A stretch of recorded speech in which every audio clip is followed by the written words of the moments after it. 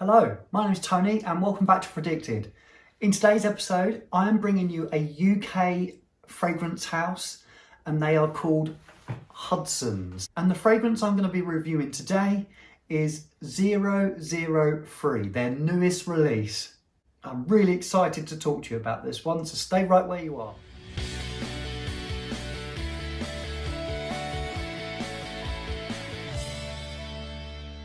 So thanks for joining me. I have to say thank you to somebody, and that someone is the wonderful Matt at Questioning Sense. Matt brought this brand to my attention and I'm really glad he did. So thank you so much to Matt. If you haven't subscribed to Matt's channel, he's already done a review on this and he really picks it apart and goes into so much detail, and it's a great review. So I'll leave his details below. If you're not already subscribed to Matt, go and check him out and go and check out his review of this fragrance because it is spot on. Right, so let me tell you how I started with this brand. I firstly ordered a couple of samples. I ordered 001 and 002. I very quickly fell in love with 001 and bought a smaller bottle of that. I wish I'd bought the big bottle, but hey, the smaller bottle will last me some time. And I know I haven't done a review on that, but it is such a great fragrance. It is getting a lot of hype, and you know what, for really good reason. How Hudsons are able to kick out that fragrance at that price, at that value, is incredible value for money. And I know people don't like hearing this expression, but I think genuinely it is niche quality. It is a niche fragrance to me, but the price point is incredible.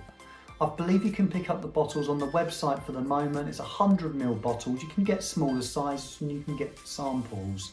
I urge you to sample that fragrance for yourself. You can buy all 3 samples, I believe, for about £6.50. Anyway, let's move on to this fragrance, 003, the latest release. When I see that Hudsons have released a new fragrance, I was really intrigued. I was really impressed by the first 2.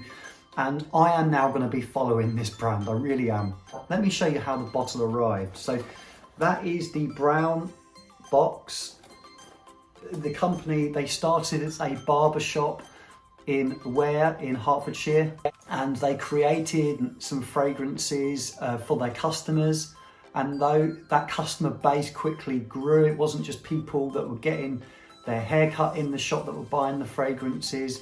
People were walking in off of the street by asking to buy the fragrances too, so they launched the 2 fragrances they had on offer. This has been launched after that. Let me show you inside the box. That is how it arrives. Try not to drop it. Let me show you the presentation. So this is the new bottle. It's the 100ml with the new glass. These are all extrait de parfums. So you get the black plastic cap on top with a black atomizer and big heavy glass. Simple presentation, but looks clean and effective. Let me show you the spray. So good atomizer. So in the top we have bergamot and grapefruit. In the mid we have violet leaf, soft spices and jasmine. And in the base we have amber, soft leather and dark musk. The opening of this starts off quite citrusy but not sharp. The grapefruit isn't tart or piercing like it is in some other fragrances. It's almost a mixture of an overripe grapefruit that started to become quite sweet, and it's got the pith in there as well. It's not just the rind, it's got the whole fruit. So it's not like really photorealistic grapefruit. It's fairly distinctive. I think if it wasn't so well blended with the other notes in this fragrance, it would be a little bit more prominent. The violet appears almost immediately, and I would say that is probably the most prominent note in this fragrance. But mixed with the jasmine and the other notes, it's quite a soft violet. It's much easier to wear than the violet you would find in something like Fahrenheit. So if you're not a big fan of that violet note, that sort of almost petroleum smell that you get from Fahrenheit, That isn't in this, but it's still recognisable as violet, so a little bit easier to wear than Fahrenheit. That's not to say if you love Fahrenheit, you wouldn't love this. I think you would. There is a tiny, tiny amount of spice in there. Enough so you know it's there, but you wouldn't call it a spicy fragrance. It just lurks in the background. The opening is lovely. The mid notes join the top notes almost immediately. But the real magic is in the dry down. This is where it all happens. It's super, super smooth. It has a slight creamy nature. The sweet amber mixed with the smooth leather and the musk give it a real gorgeous, almost powdery base. It's so enriching and it smells really expensive. Now, if I checked the notes on the website before ordering this fragrance, I don't think I would have been overly excited because there's not an awful lot in here that really jumped out of me as like, I'm really gonna love this fragrance. But I am super glad that I did order it. It smells exactly how I would like to smell. It's so versatile. You could wear it all year round. You could wear it to any event, dress it up, dress it down. It's not too sweet, it's not too dark. You could wear it day or night. I think once these masks disappear as well, I will gain confidence on it. My wife likes the smell, that's a bonus. Now, since owning this fragrance, I only received it, 3-4 days ago. I've worn it every day in some shape or form. Now, I've had it as my scent of the day twice, and I've also worn it to bed twice. So I can't remember the last time I've wanted to pick a new fragrance up and wear it that much. It's great out of the shower. It's great if you're going to do sport. It would literally work for anything and it would make an amazing signature scent. It would smell good all of the time. I'm going to go as far as to say this is probably one of my favourite releases and finds of this year. Full stop.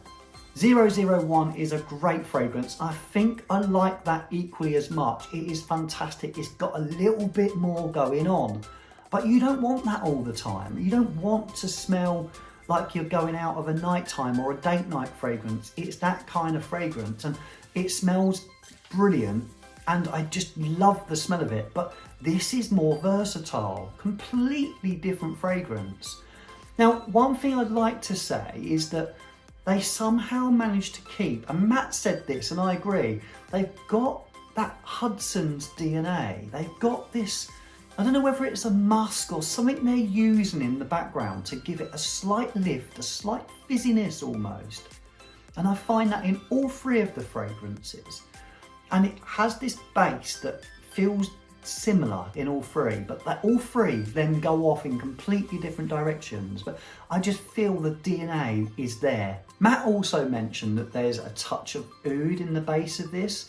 Now, I'm not probably as sensitive to oud as he is, but I do pick it up in fragrances.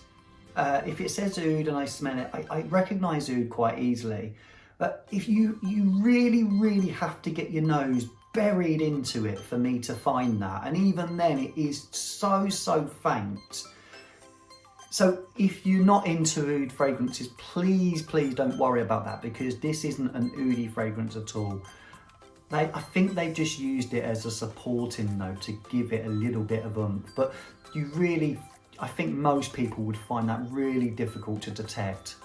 Well, I think after finding this, my fragrance journey's over. I don't see the point in carrying on really, because I'm happy to wear this literally every day. So what is the point? Do I even review anymore?